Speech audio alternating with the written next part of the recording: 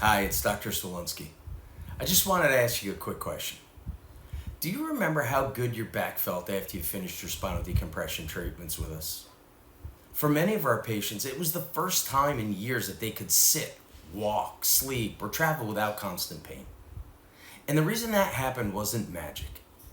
It was because we helped take the pressure off the nervous system, repair the injured disc, and allow your body to begin repairing and rehydrating it through our disc rejuvenation process.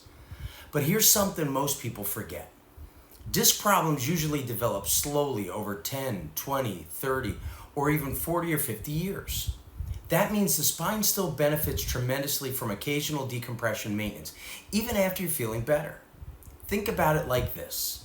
If you straighten your teeth with braces, you still wear a retainer. Not because the braces didn't work, but because you want to protect the results. That's exactly why we've developed the Disc Rejuvenation Maintenance Program. It helps patients protect the progress they've worked so hard to achieve. If it's been a while since you've seen us, we'd love to check in with you. Many of our patients come in once a month or every couple of months to keep their discs healthy and their spine moving the best it can.